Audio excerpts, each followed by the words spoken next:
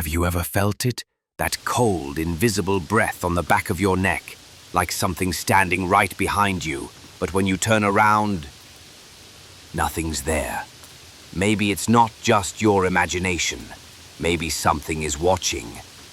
Because tonight's story, it isn't just a story, it's a warning.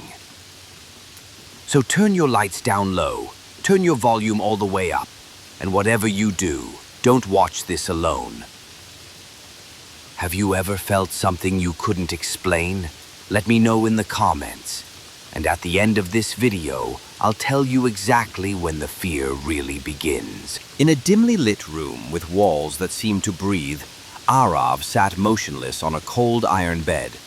The bulb above flickered, not from any electrical fault, but as if the room itself resented the idea of light.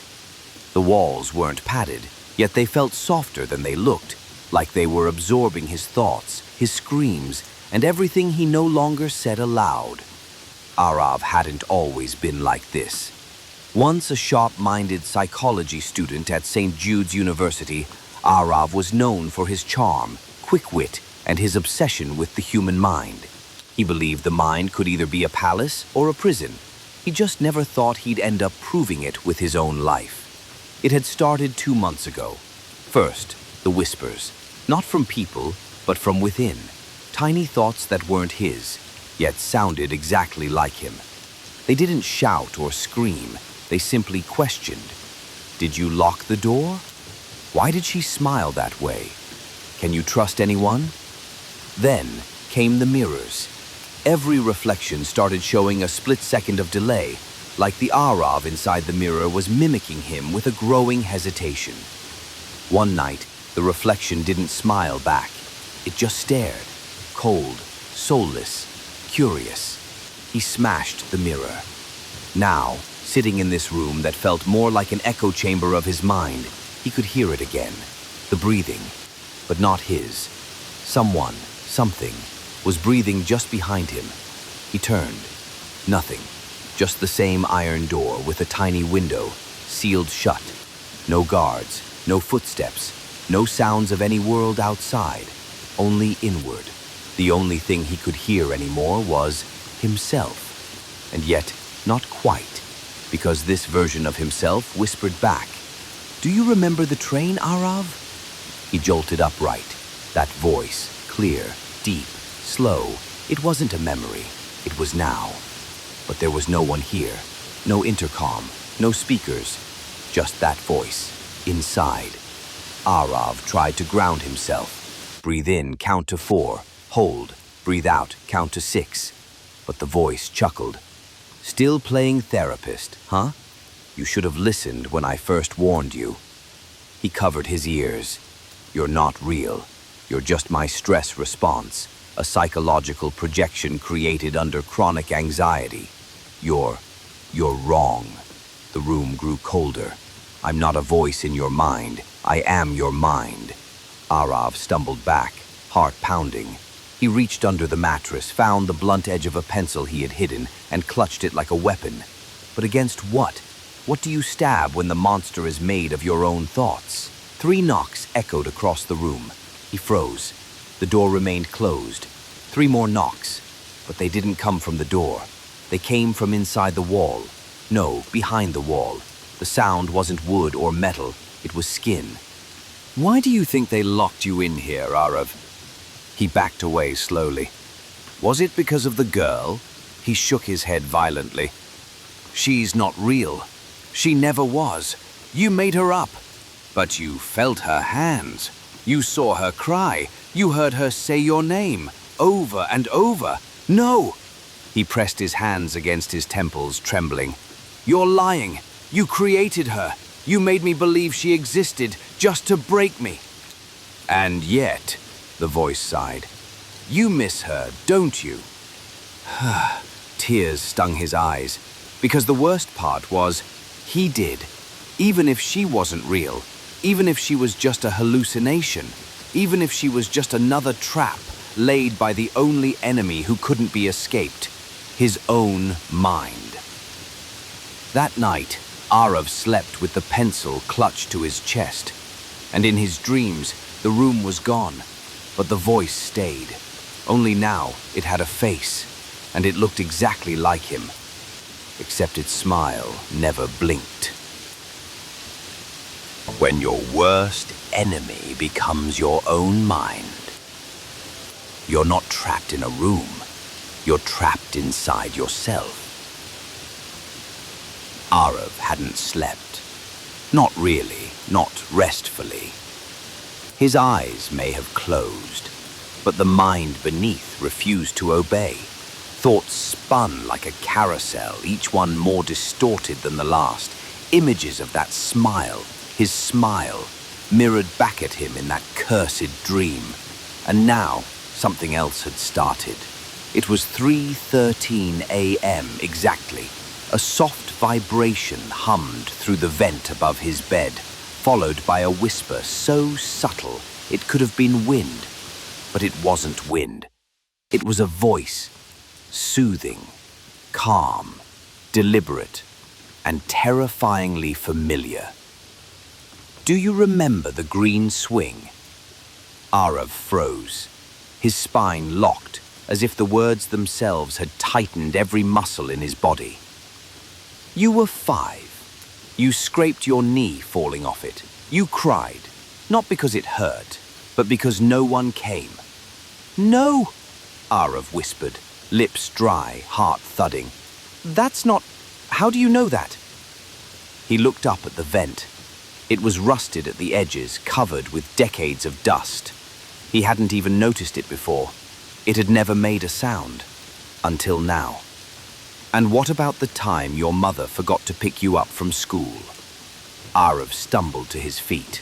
Shut up. You waited 3 hours, sat alone by the yellow gate. Remember what you told yourself. Maybe she forgot because I'm forgettable. No, no, no. He grabbed the plastic chair and hurled it at the vent. It bounced off the wall with a dull crack. I never forgot you, Arav. I was always watching, even when she didn't. A chill ran down his spine. That voice, that awful comfort. It wasn't taunting him. It was trying to soothe him, like a lullaby sung by a monster. The next night, Arav stayed awake, staring at the vent.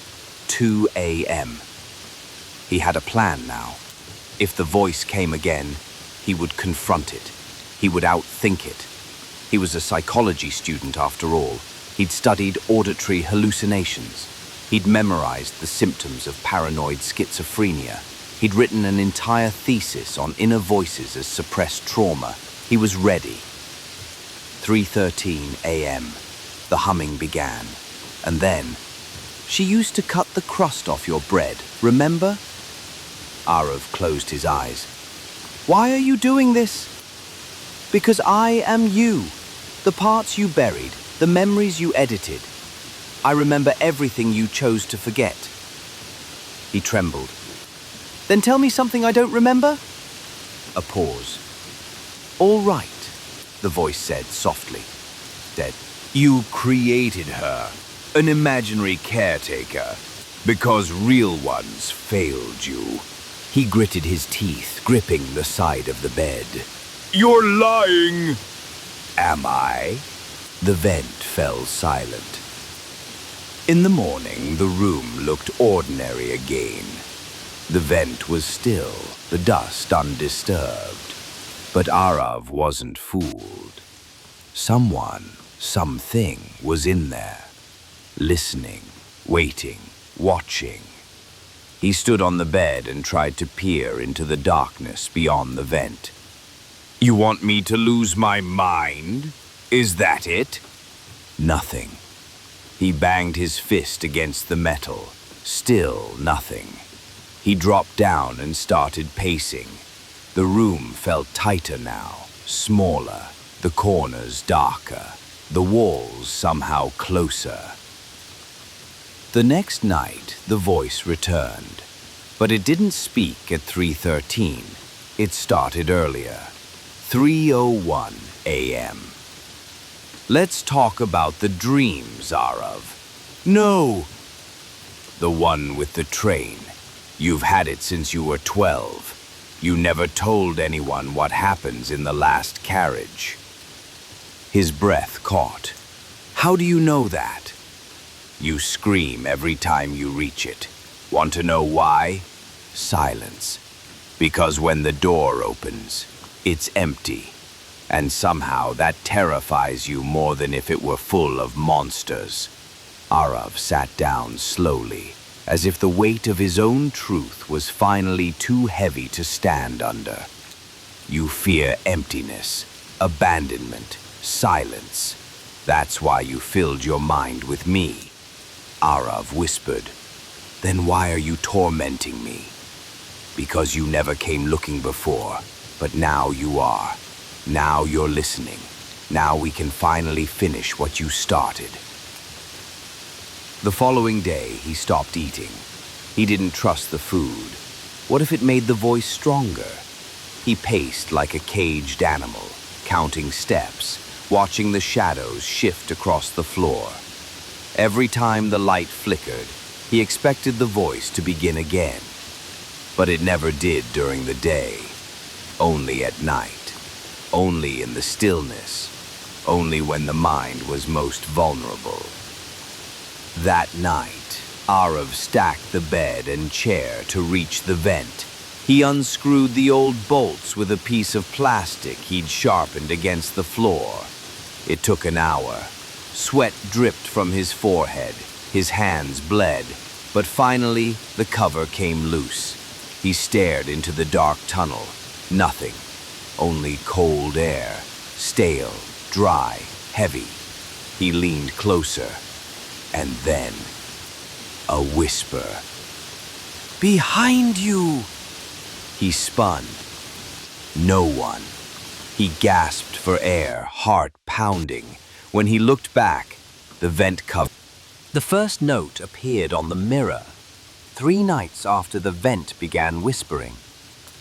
Arav noticed it as he brushed his teeth, scrawled in hurried strokes, like someone had written it while running out of time. "Don't answer the phone after midnight." He stared at it, foam dripping from his mouth, toothbrush frozen in midair. It was his handwriting. There was no pen nearby, no paper, no explanation. He wiped the mirror. The words remained. So, he used water, soap, his own sleeve, scrubbed until his fingers hurt. Still there. Like the mirror wanted him to know. The next night, another note. Never stand in front of the mirror in the dark. This time, it wasn't written across the glass. It was taped. A torn scrap of lined paper, edges burnt, like it had been through fire, still in his handwriting. But he hadn't written it. He was sure. He began to feel watched again. Not just watched, tracked, like someone was copying every move, only one step behind, breathing down his neck, but never close enough to catch. The lights flickered that night, just once, but long enough for him to catch it. His reflection, in the mirror, blinked late. He had already turned away, but in the reflection, he was still staring forward, frozen, grinning. He didn't sleep, not because of fear, because of disbelief. How could his own mind be building rules against him? What was he even protecting himself from? Was it all a hallucination? Or was something leaking into this room? The next day, the 3rd note appeared. He hadn't even looked in the mirror yet. He'd avoided it since the blinking incident. But there it was. This time, the note was etched inside the glass, like it had been scratched by a blade. If the lights flicker, hide. He stepped back, heartbeat racing. "Hide where?" he whispered. The room had nowhere to hide, just a bed bolted to the floor, a tiny bathroom, and the mirror. The damn mirror. That night, at 12:03 a.m., the phone rang. Arav's head snapped toward the rusted rotary phone in the corner, something that had never rung before. It looked more like a prop than a working device. The notes flashed in his memory. "Don't answer the phone after midnight." But curiosity overpowered caution. Maybe someone real was contacting him. Maybe help, a guard, a mistake, a way out. He picked up the receiver slowly. Hello. Silence. Crackling. And then, a voice like broken glass scraping against concrete whispered, "You're not alone in here anymore." Arav dropped the phone. It didn't fall. It hung mid-air, like the cord was being pulled upward by something unseen. Then it slammed down on its own. He could hear movement, not footsteps, dragging. Something was pulling itself across the floor. Not walking, sliding. Then the whisper came again, not from the vent, but from inside the room. Why didn't you listen? When the lights came back on, the room looked the same, but the mirror had changed. His reflection now stood closer than him. His real body was 3 feet back, but the reflection was at the glass, as if it had moved forward during the blackout and hadn't gone back. Arav didn't dare look again. He began taping the notes himself now, not to remember, but to beg himself to obey. He scrawled more rules. Some made no sense. Don't sleep at 3:13. Don't hum songs from childhood. Don't trust reflections. Don't respond to your name, if you didn't say it first. But it was too late. He had already broken the first 3. The mirror had become a window, not to another world, to a darker version of this one, and something on the other side wanted in. One night, he caught his reflection mouthing words he hadn't spoken. "Let me in." He covered the glass with his bedsheet, taped it down. Still, he heard it whispering behind the fabric, like the mirror wasn't just reflecting, but transmitting. He tried to complain, banged the door, screamed, demanded a doctor, a priest, anyone. No one came. No one ever came. The room wasn't part of a hospital. He was starting to realize that now. It was a chamber, designed to test his mind, or break it. That night, at 3:13 a.m., the lights flickered again. He didn't hide. He didn't run. He faced the mirror, pulled off the sheet, and saw not one reflection, but 2. One grinning, one crying, neither blinking, and he wasn't sure which one was him anymore. Arav had reached his limit. The whispers, the notes, the mirror, the phone calls. Reality had been bending for days, or was it weeks? He no longer knew. There were no windows in the room, no clocks, just flickering lights and his own decaying thoughts. He needed help, someone real, someone sane. That's when Dr. Evelyn appeared. She wore a pale blue coat, glasses that reflected just enough light to obscure her eyes, and a voice that hummed with gentle authority. She arrived without footsteps, just standing there one morning in the corner chair beside his bed, legs crossed, clipboard on.